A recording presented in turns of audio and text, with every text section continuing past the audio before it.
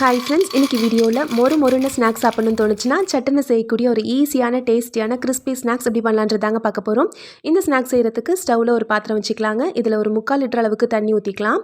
தண்ணி நல்லா சூடாகட்டும். தண்ணி சூடாகும் போது இதில் 1 டீஸ்பூன் அளவுக்கு எண்ணெய் விட்டுக்கலாம்.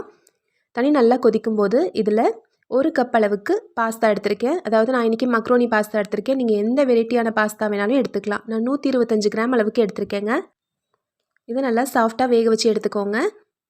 பாருங்கள், தண்ணி நல்லா கொதிக்குது. இது நல்லா சாஃப்டானதும் நம்ம ஸ்டவ் ஆஃப் பண்ணிடலாம். அதுக்குள்ளார இதுக்கான மசாலா ரெடி பண்ணிக்கலாம். ஒரு சின்ன பவுல் எடுத்துக்கலாங்க. இதில் 1/2 டீஸ்பூன் அளவுக்கு உப்பு, 1/4 டீஸ்பூன் அளவுக்கு மஞ்சள் தூள், 1/2 டீஸ்பூன் அளவுக்கு கரம் மசாலா, ஒரு 3/4 டீஸ்பூன் அளவுக்கு மிளகாய்த்தூள். இது எல்லாத்தையும் சேர்த்து நல்லா கலந்து விட்டுக்கோங்க. இந்த மசாலா தான் நம்ம மேலே தூவி விட போகிறோம்.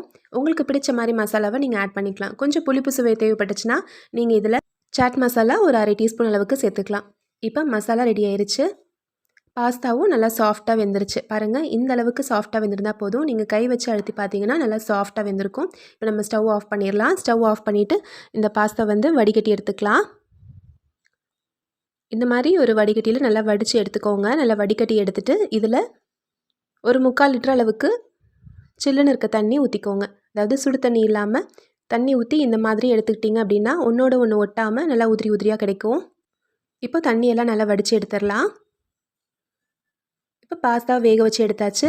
இப்போ இது கூட 1 டேபிள் ஸ்பூன் அளவுக்கு கார்ன்ஃப்ளவர் மாவு, அதாவது சோள மாவு, கூடவே 1 டேபிள் ஸ்பூன் அளவுக்கு மைதா மாவு, இது ரெண்டையும் போட்டு நல்லா பெரட்டி விட்டு எடுத்துக்கோங்க. இந்த மாதிரி செய்கிறனால நம்ம இதை பொரிக்கும் போது நல்லா கிறிஸ்பியாக கிடைக்கும். ஸ்நாக்ஸ் ஏதாவது சாப்பிட்ணுன்னு தோணும்போது எப்பயும் ஒரே மாதிரி இல்லாமல் இந்த மாதிரி டிஃப்ரெண்ட்டாக ஒரு தடவை ட்ரை பண்ணி பாருங்கள். குழந்தைங்களாம் ரொம்ப விரும்பி சாப்பிடுவாங்க. இப்போ நல்லா இந்த மாதிரி எல்லா பக்கம் படுற மாதிரி நல்லா பெரட்டி விட்டுருங்க. பெரட்டி விட்டு ஒரு தடவை நல்லா குலுக்கி விட்டுக்கலாம். இந்த எக்ஸ்ட்ரா மாவுலாம் இருந்துச்சுன்னா அது எல்லாமே கீழே வந்துடும். அவ்வளோதான். இப்போ இதை எண்ணெயில் போட்டு பொரிச்சு எடுக்க போகிறோம். ஸ்டவ்வில் ஒரு வாணலி வச்சுக்கலாங்க. இதில் பொரிக்க தேவையான அளவுக்கு எண்ணெய் விட்டுக்கலாம். பாருங்கள், ஒன்றோட ஒன்று விட்டாமல் நல்லா சூப்பராக ரெடி ஆயிடுச்சு.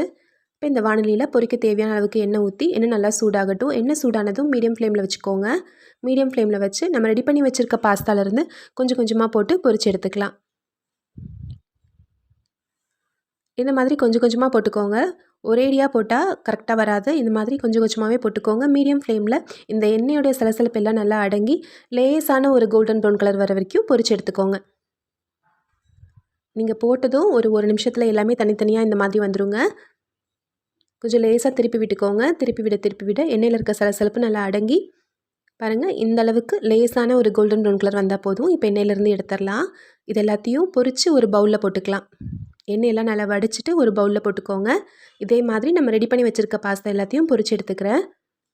இது ஹெல்த்தியான்னு கேட்டிங்கன்னா ஹெல்த்தி கிடையாதுங்க. ஆனால் எப்போயோ ஒரு தடவை நம்மளுக்கு ஏதாவது டிஃப்ரெண்ட்டாக சாப்பிட்ணுன்னு தோன்றப்ப கண்டிப்பாக ட்ரை பண்ணலாம். டேஸ்டியாகவே இருந்துச்சு, நல்லா கிறிஸ்பியாகவும் இருந்துச்சு. இப்போ எல்லா பாஸ்தாவையும் பொரித்து ஒரு பவுலில் போட்டுக்கலாம். இப்போ பொரித்து போட்டாச்சு. இப்போ இது கூட நம்ம ரெடி பண்ணி வச்சுருக்க அந்த மசாலா தூள், உப்பு, மஞ்சத்தூள், காரம், கரம் மசாலா எல்லாம் சேர்த்து வச்சுருக்கோம் இல்லைங்களா, அந்த மசாலா தூளை இதில் போட்டு நல்லா கலந்து எடுத்துடலாம். இது சூடாக இருக்கும்போதே இந்த மசாலா தூளை போட்டு நல்லா பெரட்டி எடுத்துருங்க. இது நல்லா ஒட்டிரும். அவ்வளோ கிறிஸ்பியாக இருக்கும். நீங்கள் இந்த மாதிரி செஞ்சு வச்சு நல்லா சூடு ஆறுனது ஒரு ஏர்டைட் பாக்ஸில் போட்டு வச்சிங்கன்னா ஒரு வாரமானாலும் நல்லா கிறிஸ்பினஸோட சூப்பராக இருக்கும்.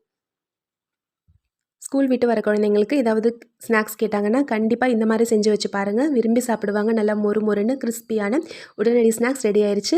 இந்த வீடியோ கண்டிப்பாக உங்களுக்கு பிடிச்சிருக்குன்னு நினைக்கிறேங்க. பிடிச்சிருந்துச்சுன்னா நம்ம சேனல் ராகாஸ் கிச்சனில் ஒரு லைக் கொடுங்க. ஃப்ரெண்ட்ஸ் கூட இந்த வீடியோவை ஷேர் பண்ணிக்கோங்க. நம்ம சேனலை சப்ஸ்கிரைப் பண்ணி வச்சுக்கோங்க. தேங்க்யூ.